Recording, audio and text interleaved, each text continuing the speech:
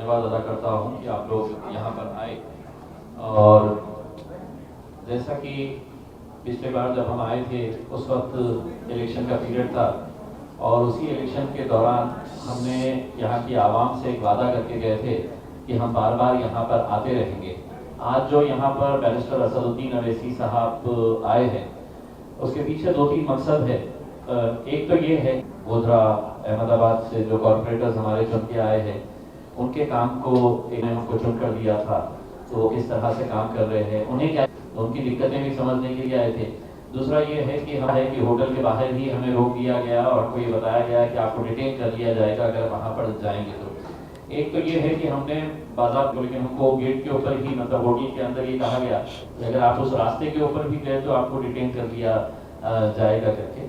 लेकिन हम आप ये बताना चाहते हैं कि अगर ये रीजनिंग अगर है तो हम दोबारा, चूंकि कोरोना का उन्होंने एक रीजन दिया है तो हम बिल्कुल उसका उल्लंघन नहीं करना चाहते, तो हम दोबारा आएंगे और मिलेंगे।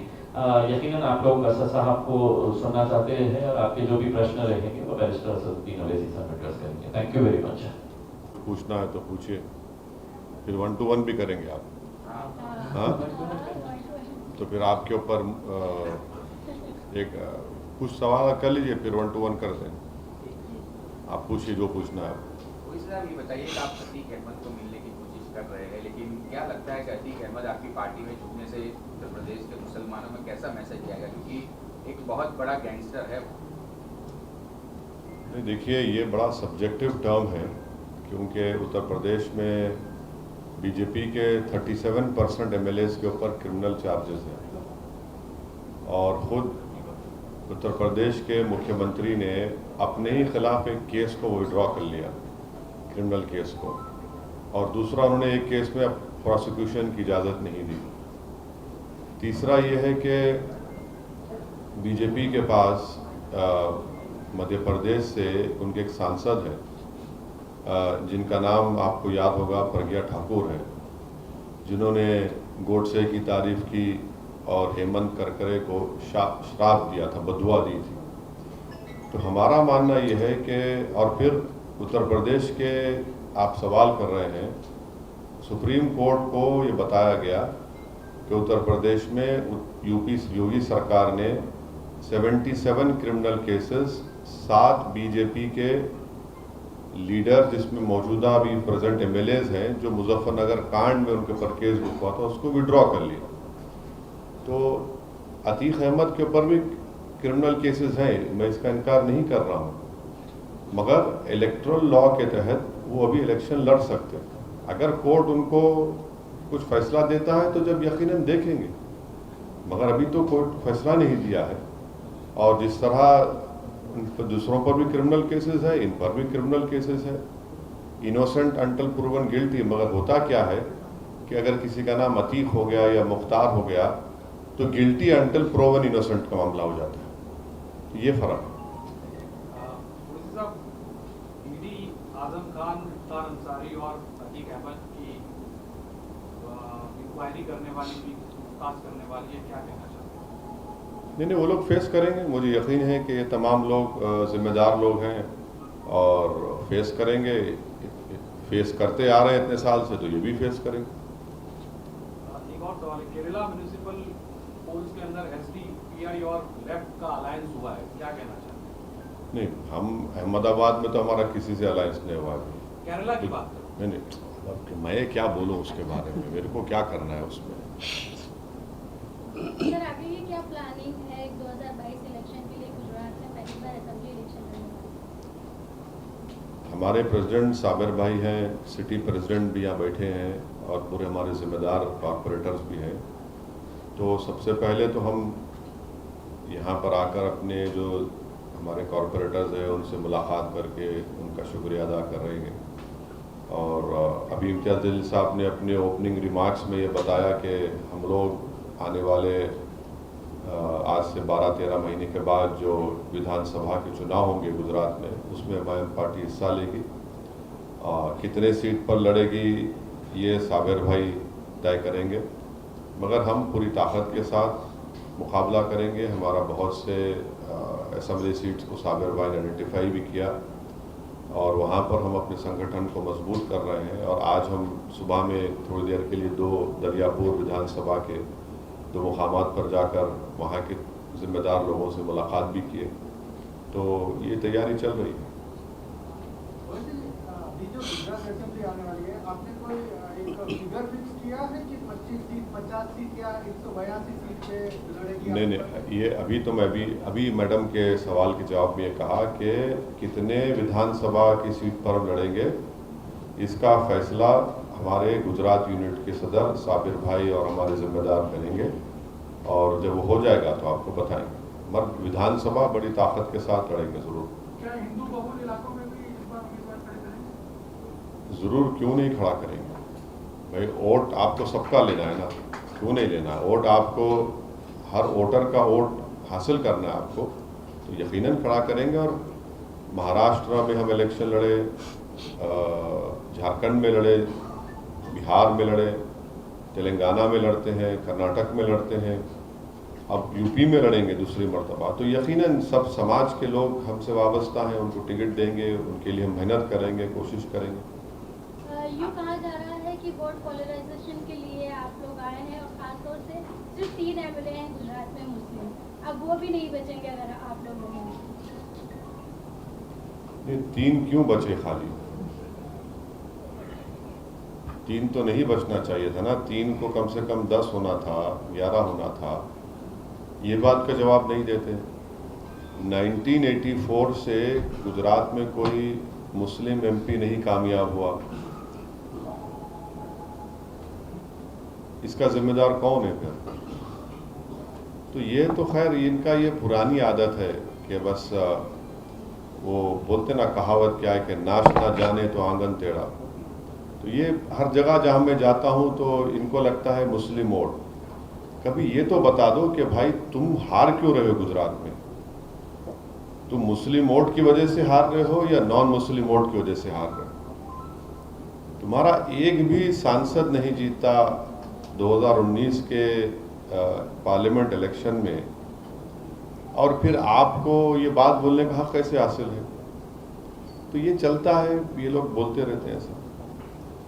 दरियापुर विधानसभा के विधायक यासुद्दीन ने एक दिन पहले आप अतीक अहमद से मिलने जा रहे हैं तो न्यूज़पेपर में छपवा दिया कि ये बीजेपी की बी टीम है, उसके बारे में क्या कहेंगे? नहीं, अभी तो हम A टीम हो चुके हैं, थोड़ा डेवलपमेंट हुआ है तो A टीम हो चुके हैं।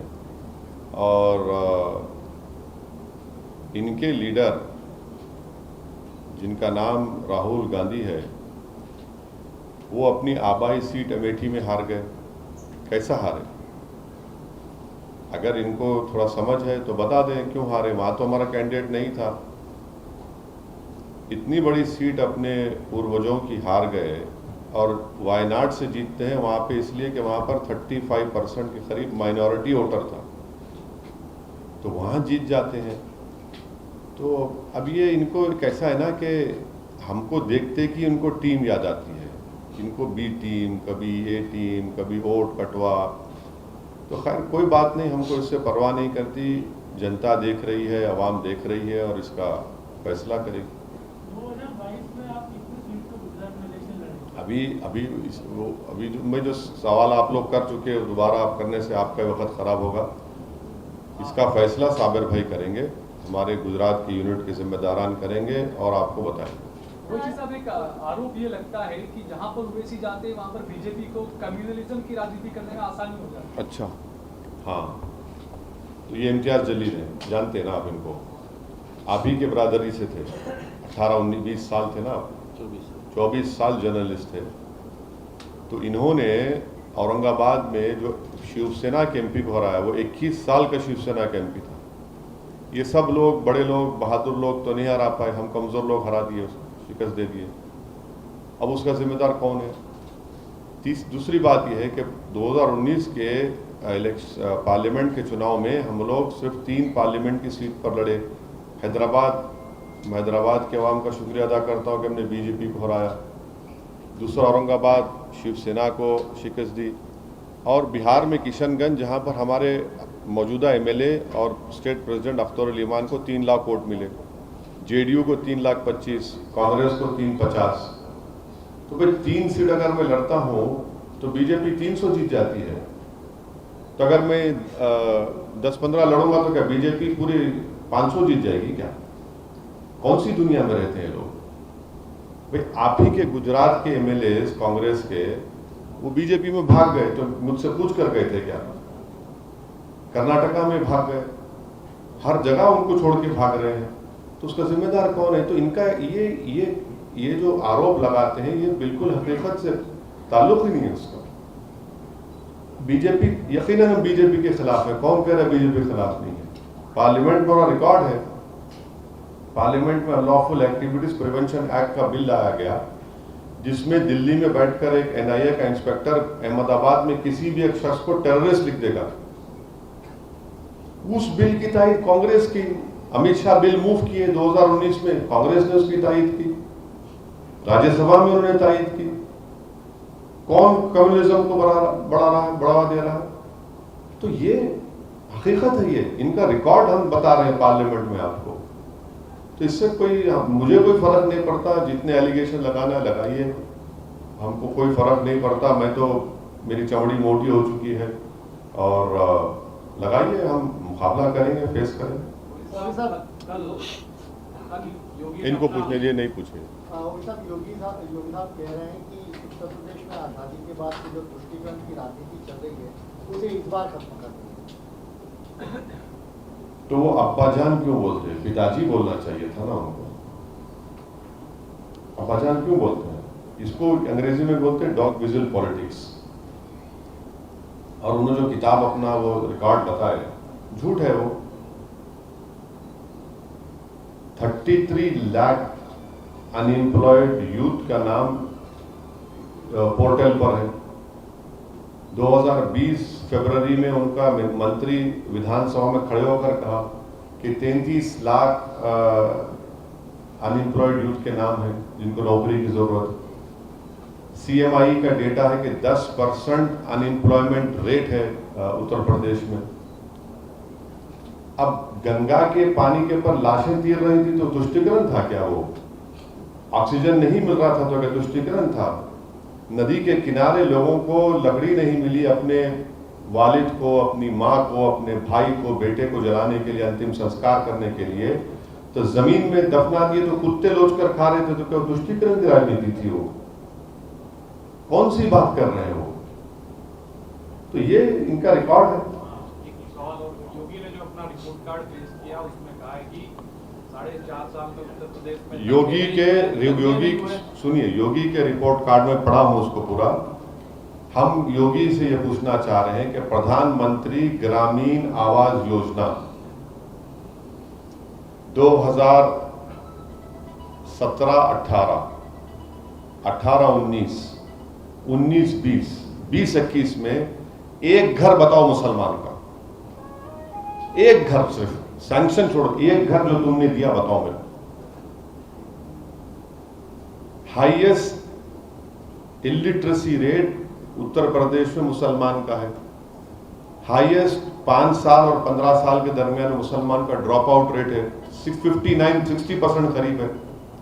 उत्तर प्रदेश में 2% मुसलमान ग्रेजुएट होता है। क्या बात कर रहे हैं? और उत्तर प्रदेश का जो इतना डेवलपमेंट का रिकॉर्ड जो बता रहे हैं ना, आपको मालूम 4 लाख बच्चे पूरे भारत में, ये हमारे women and child welfare ministry मोहतरमा स्मृति ईरानी साहिबा ने जवाब दिया, 9 लाख है। 4 लाख उत्तर प्रदेश में एक्यूट मेल नरिश चिल्ड्रन है, 4 लाख। कौन सा रिकॉर्ड है ये? कौन सा रिकॉर्ड है बताइए आप? ये तो गवर्नमेंट का डेटा है। जितने करीब 1400 डॉक्टर्स के वैकेंसीज हैं, पार्लियामेंट में जवाब दिया गया 2019 में इन PSCs में।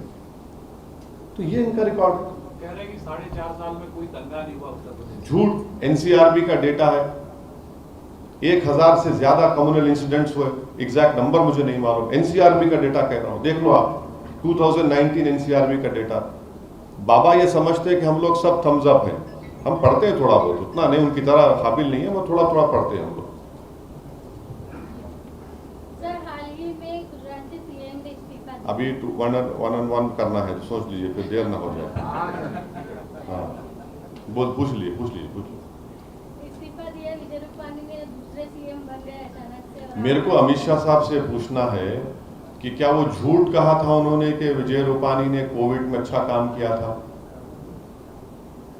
फिर यहाँ पर आप ही के कोई जर्नलिस्ट ने लिखा तो उसको 120 लगा दिया गया उसके ऊपर। अमित शाह साहब को जवाब देना है कि जब आप तो उसको सर्टिफिकेट दे दिए थे रूपानी साहब को कि बहुत गैर मामूली काम किया, फिर क्यों हटाए उसको? अच्छा, हटाने के बाद जो बीजेपी की तरफ से सिलेक्टिव लीक किया गया कि रूपानी को हटाने का मकसद ये था कि वो कोविड में काम नहीं करे, तो फिर सच कौन बोल रहे हैं, झूठ कौन बोल रहा है? उनकी पार्टी का डिसीजन है, वो किसी को उठाते किसी को बिठाते, उनका काम है। बट जब होम मिनिस्टर और अमित शाह तो गुजरात के बहुत बड़ा नेता हैं, उनका अहमदाबाद के उनका यहाँ के सांसद भी हैं, तो उनको जब वो खुद सर्टिफिकेट दिए उसको उनको हटा दिए, तो नहीं मालूम क्या क्या चक्कर है। ठीक है।